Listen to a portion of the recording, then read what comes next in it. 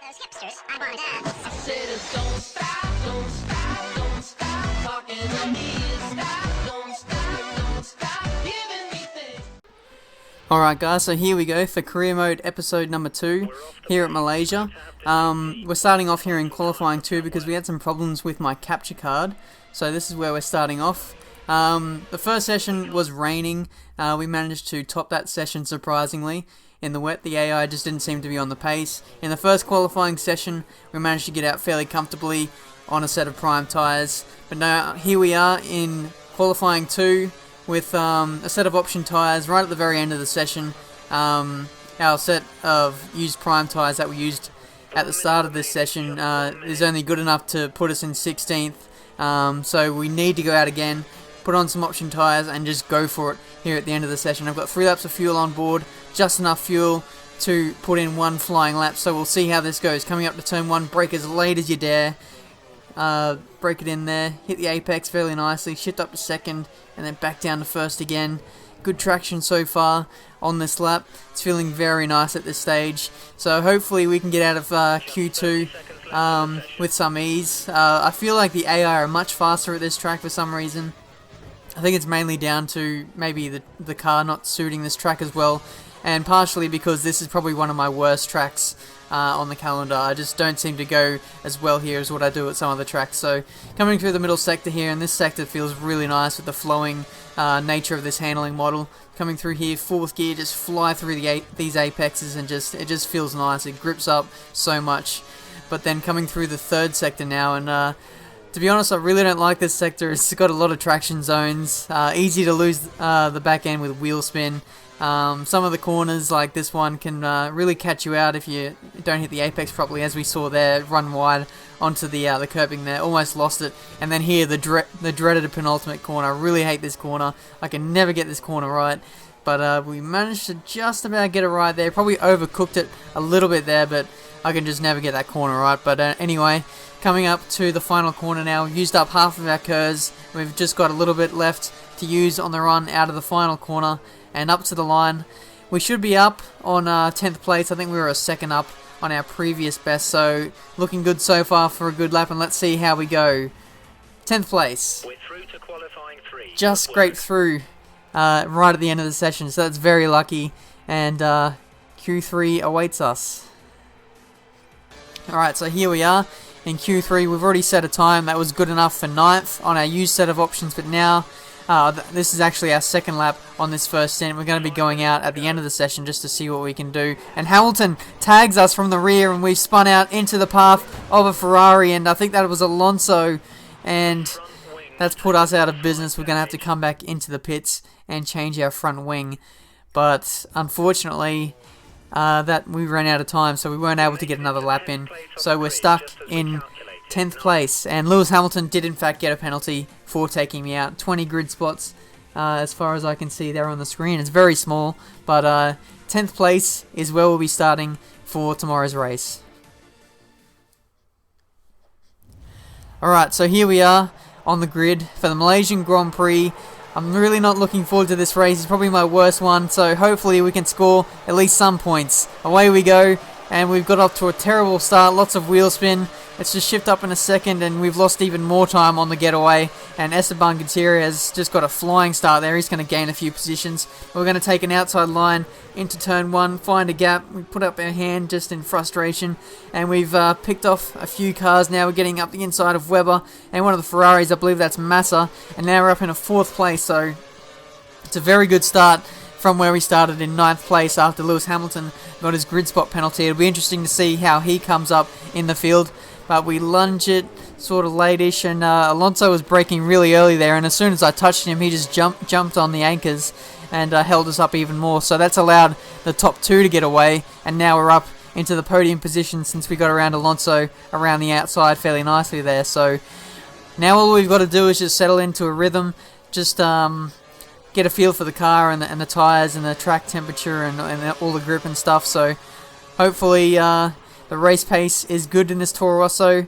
One thing I am worried about, of course, is the tyre wear, as that seemed to be a bit of a problem in Australia, but it looks like Alonso has snuck past us there, and he hasn't even got DRS yet. That just shows how much faster the Ferrari is, and even Mark Webber, the Red Bull, getting a run on me with the slipstream, and we lunged up the inside of Alonso, and it's going to be tricky to get off this final corner here, as we had a sort of compromised exit, but we managed to hold position for now. Alonso's going to brave it around the outside on the approach to turn 1, so it's going to be a bit of a drag race to see who wins there, and we're holding the inside line. I locked up a little bit, run wide, and he might just sneak under me here. And I'm going to have to lunge it back up the inside of him. There's just enough room for both of us to get through, but Alonso is well placed now. Oh, that's a Massa. Okay, so somehow Massa has jumped up in a third through all this, and I don't even know what happened to Alonso. But now we're getting past Massa, and we might have just broken a little bit too late. We've run off the track, and Massa has just skipped through there, I believe, and we've got Sergio Perez right behind us, who'll be looking to capitalise on our weak performance right now. And I can't believe actually the McLarens are so quick on this game. It seems the McLarens and the Saubers are actually a little bit faster than what they should be at the early part of the season. They do, of course, catch up in the F1 or the 2013 actual season, but at the moment, McLaren and Sauber shouldn't be this quick. But anyway, we've got Alonso now trying to apply the blowtorch to us, and I think he's going to fly past us with ease here, as his Ferrari is just so much faster than the Toro Rosso. So as soon as the DRS is activated on the next lap, we can just say goodbye to Alonso because we won't see him for the rest of the race.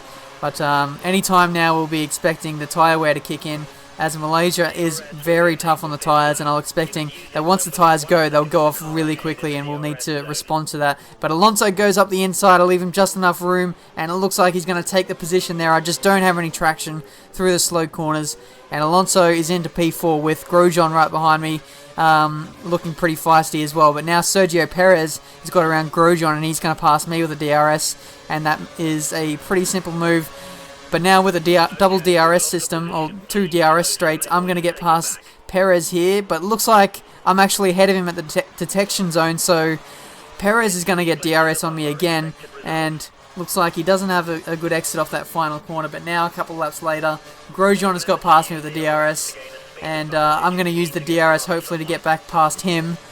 So we'll wait and see what happens. I'll need to make sure that Grosjean crosses the line first, and he does. But Grosjean gets a much better exit off the final corner than I do, and Lewis Hamilton is caught up from the back of the grid to catch me on only lap 5, so that's pretty crazy. But now I've got to run on Grosjean. I'm going to lunge it up the inside, maybe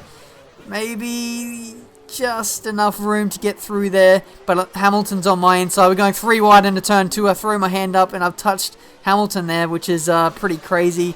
Very lucky not to get a penalty or even have one of us spin off into the weeds there. But anyway, we've got around the outside of Hamilton there, and we're still maintaining 5th place at this stage. But Massa has fallen into the clutches of us as we lose the back end there. So engineer's just warning me about tyre wear, as I can clearly feel that the tyres have passed their use-by date now, and I think it's time to come in. But with the excitement of all this racing going on, I don't want to pit just yet. I'm going to get DRS on at least one of these guys here, maybe around the outside of Button. I get a double overtake into the final corner. But the bad thing is, I've lost the back end. But more importantly, I don't have DRS on these guys. So I'm going to have to use up all my curves just to maintain position. But these guys are going to come back at me really quickly here. So look at that, 3 wide almost coming into the first corner. Who's going to be braving it under brakes? Massa sort of helps me out there by blocking off Hamilton. So I'm going to try and go around the outside of both of them, maintaining position for now. But Massa has a brake problem, if I didn't already mention that. So Massa may need to retire from this race, because if you've got a brake problem, that tends to stick with you for the whole race unless something is done about it. So Hamilton is looking pretty feisty around the outside. Massa's still with his problems. It's only a matter of time before we get Massa. But my tyres are absolutely shot right now. I need to come in for some new prime tyres. This new tyre scaling system has really thrown the cat amongst the pigeons in terms of strategy. So yeah, once the tyres do go off, they go off like crazy, and you can just see it right now. I'm having to conserve the tyres so much. They're all bright red, and it's definitely time to come in for a new set of tyres. Massive brakes really early. I had to lunge it up the inside with no traction on my tyres. I just spun and just got no grip with the road, so I've lost a whole bunch of positions, and yeah, the tyres are well and truly gone now. I think this has definitely gone off the cliff. right now, so I can't even make it through a corner without sliding, so it's definitely time to come in. I should have came in on the last lap, or maybe even a lap before like I did in Australia. Is that served? Oh, sorry, engineer.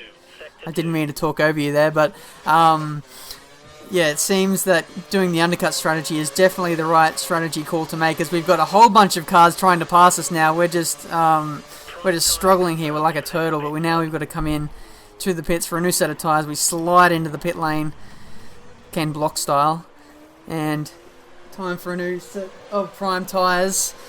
So let's hopefully these sets of tyres can get us to the end of the race, as I sort of went into the wall there. I'll be honest with you guys there, I got distracted at that very point when I was driving, so hopefully I don't have to go through a wing change. That'll cost me about 3 seconds, so we'll see how this goes now. 3.1 second stop, so that's pretty good for Toro Rosso, and we didn't get the wing change, which is what I wanted, so hopefully it won't cost me too much time through most of these corners, but I'd rather take the loss of lap time than stay stationary in the pits for a long time. But now we've caught up to Guido van der Garde, who hasn't pitted yet, so it's good to see the AI cars adopting different strategies on this game, and you'd have to say that van der Garde's tyres are definitely gone now. He's done 9 laps on them already, so I think he'd be coming in at the end of this lap surely. If not, his tyres would absolutely explode on the next lap if he did another couple of laps on them. So now we've got DRS on van der Garde, and we're going to pull away fairly nicely. But look at that, the Caterham, even though it doesn't have DRS, it's still keeping up with me and even trying to attempt an overtake, so that's crazy. It just makes me wonder how slow this Toro Rosso is in a straight line. I mean, in real life, the Toro Rosso is actually supposed to be really good in a straight line, but it doesn't seem so on this game, even though I'm using 1-1 wings. But anyway, Romain Grosjean has slipped past me with the DRS, but I might lunge it around the outside with him. He's going to get to the DRS line first, so I'm going to have the DRS for this straight. I'm just going to fly past him, hopefully using up a bit of KERS. And on the inside of turn 1, you'd have to say that I'm going to take this position back off of Grosjean, so let's brake nice and early, but we just don't have as much traction as we did a couple of laps ago. The tyres are starting to fade away, so just getting to the back end of this race, I really want to conserve these tyres and get to the end without any trouble. So 7th position is all I'm looking to get at this stage, as Grosjean gets back up the inside of me, but I take it around the outside, and Grosjean is going to have DRS here, but I've saved a lot of my KERS for the run out of this final corner. I should hold position for now, so it's going to be a drag race on the final couple of straights to see who gets 7th place here, as Sebastian Vettel takes the race win here in Malaysia, about half a lap in front of me. So if this race went on for any more laps, I think I might have been lapped eventually, so it just shows how bad this Toro Rosso is at this track, but hopefully we can bounce back in future races. To be fair, I'm just not good at this at Malaysia at all, so hopefully we can bounce back at some tracks in the future like China. I am decent at Bahrain and Spain, but Monaco, I'll be looking to maybe even get a podium again at Monaco. That'd be awesome. But anyway, back to this race. Grosjean, he's got the DRS on me. He's going to go around the outside into the final corner. Who's gonna finish in front? I've lunged up the inside. I've thrown up the hand, even though I've clattered into Grosjean. But now it's going to be a drag race to the line as Grosjean has DRS, but I managed to just hold position. And 7th place is where we'll finish today. A solid 6 points, and I'm fairly happy with that.